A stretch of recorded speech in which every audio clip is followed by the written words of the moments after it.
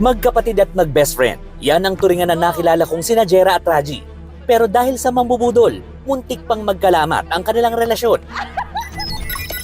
Nag-ugat ito na magpatulong si Raji sa kanyang ate Jera na ibenta ang laptop niya online sa halagang 65,000 pesos. Bilang gamer kasi, extra lang ito ni Raji at hindi halos nagamit mula nang mabili.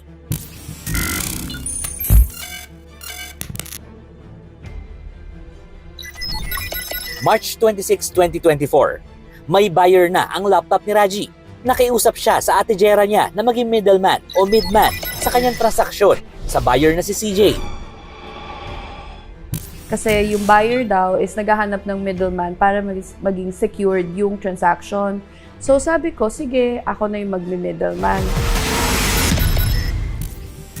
Kung sa istorya ni Shena kanina, ang middleman ang nambudol. Sa kwento naman ni Raji at Jera, ang middleman ang tila ginamit ng mambubudol.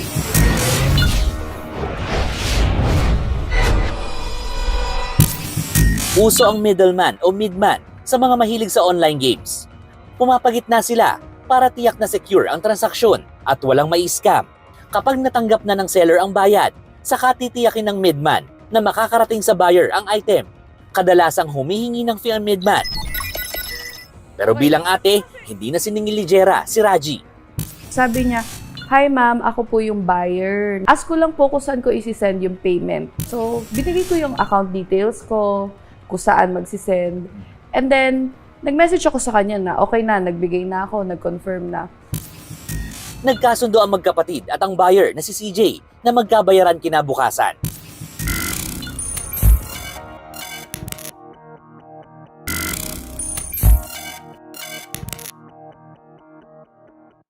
Sabi nung CJ, "Ma'am, confirm ko lang 65,000 yung bayad ko later." And then, nag-leave yung CJ. Sabi niya kasi, "Surprise ko kasi to sa misis ko, so baka makita. Leave muna ako, ma'am sir. Send ko na lang after lunch." Dahil umalis na nga sa chat group, naiwan na lang ang magkapatid na sina Jera at Raji sa ginawang chat group ni CJ. Maya-maya pa, nag-chat dito si Raji para manghiram ng pera sa kanyang ate Jera.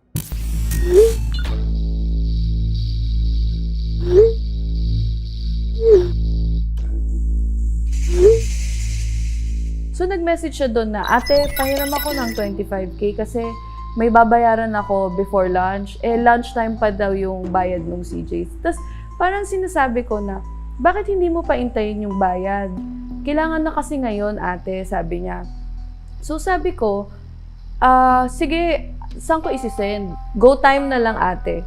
So, nag-send siya, account number, pero name ng sister ko. Kumbaga, eto yung account number, ate.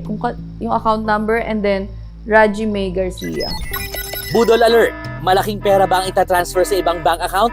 Huwag basta-basta magpadala. I-video ko lang kausap o magkita na lang ng personal para iabot ang pera.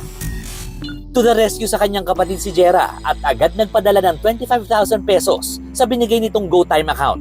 Tumawag ako sa kanya na, "Okay na, nasend ko na yung pera ha." So, takang-taka siya. "Anong pera?" Sabi ko, "Yung GC na ginawa, di ba, with you, ganyan." "Wala akong GC." Sabi niya, "Naghihintay lang din ako ng message niyo," parang ganun. Nasa duty ako sa office.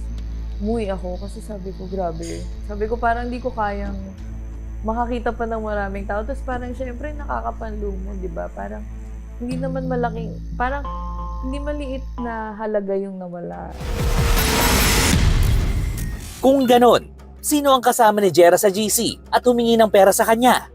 Ang kausap niya palang Raji sa ginawang chat group ng buyer ko no, mambubudol na may fake account.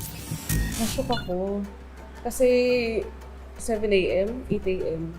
Tapos bigla siyang nag-send ng screenshot na nakapag-send ako. Sabi ko, "Ha? What do you mean?" Nagtawagan na kami na sabi nga ni ate na, "Na-scam ba ako?"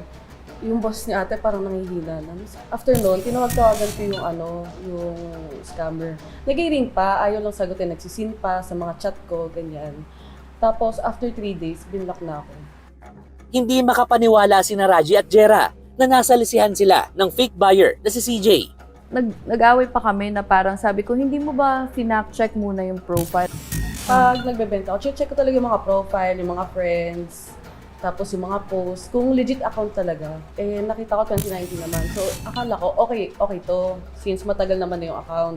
Wala rin daw kahit anong indikasyon na peking Raji ang nakausap ni Jera sa chat group. At dahil parehong-pareho ng profile picture at pangalan ni Raji ang nasa fake account, hindi na raw niya naisipang bisitahin ang profile nito. Never kang nakaisip na parang akong mali or the manner na nagsasalita yung nagtatype or nagko-communicate. Wala kang...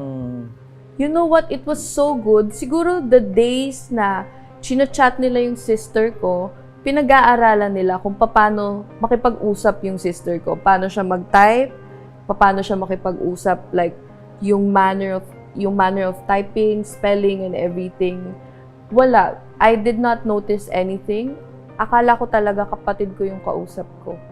Walang kahit anong signs na hindi siya to, wala talaga. Maayos siya. Tapos yung profile picture niya is family pictures. Hindi siya yung parang anime lang or yung... Hindi siya yung works at Krusty Krab, gano'n. Hindi siya gano'n na account. Oo, hindi siya gano'n. Professional siya talaga. Agad nag-report si Jera sa e-wallet company na GoTime. Naisahan daw kasi siya ng mambubudol dahil parehong pangalan naman ng kapatid niya ang nasa account number. Sabi nila marami daw talagang nasa scam. And when it comes na sa scam, wala silang nagagawa talaga. Ang ginagawa daw kasi is pagkapasok ng pera, wini-withdraw ka agad or tina-transfer sa ibang funds. So, hindi siya mababawi. Sabi niya, please give us 3 days to investigate and we'll block the account. Tapos, after 3 days, walang feedback.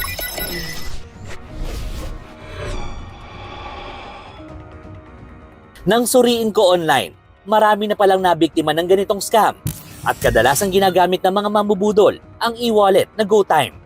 May nalulusutan kasi silang loophole sa pagtatransfer ng pera. Ang malaking problema natin is yung ibang bangko na magpapadala sa ibang bangko kasi hindi po nag-uusap yung system ng pangalan-pangalan. Yung pag-uusap po ng system ng ibang bangko to another bangko is account number to account number. Pwede kong isulat yung ibang pangalan pero yung account number pa rin ilalagay ko. Pwedeng may data sharing tayo ng names. Pwedeng ibaguhin natin yung whole transaction process. Marami pong pwedeng gawin dyan, pero kailangan po natin kausapin yung regulator natin. At the same time, si Privacy Commission. Kasi at the end of the day, sumusunod din po tayo sa regulations tsaka sa Bank Secrecy Law. Wake-up call na rin ito para i-update ang policy ng mga bangko. Lalo na ngayong madali naman palang malusutan ang ganitong proseso. Kaya gising-gising dyan para wag nang dumami ang nabubudol. Wala raw magagawa si Jera ngayon, kundi pag-ipunan na lang ulit ang natangay sa kanyang 25,000 pesos.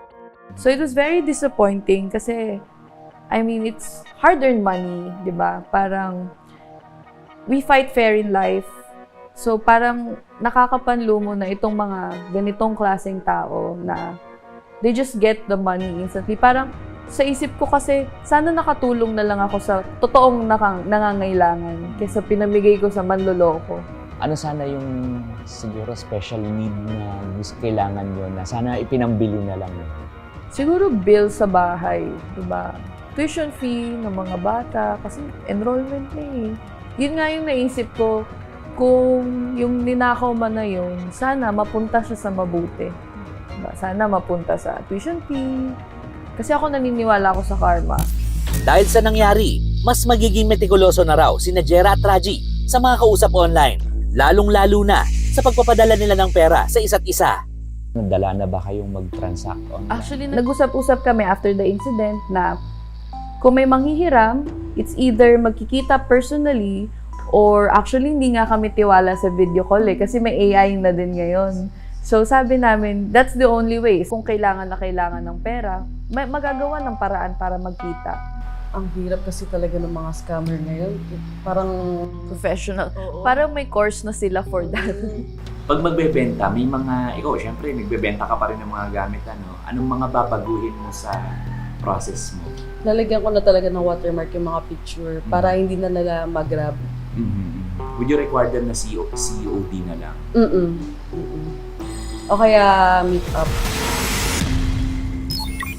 mag-ingat po tayo sa mga online transactions natin. Huwag tayo basta-basta magtitiwala dun sa mga nakakausap natin sa online platforms. At kung meron man silang hinihingi na down payment or direktang bayad, kausapin natin na kung maaari i-COD na lang.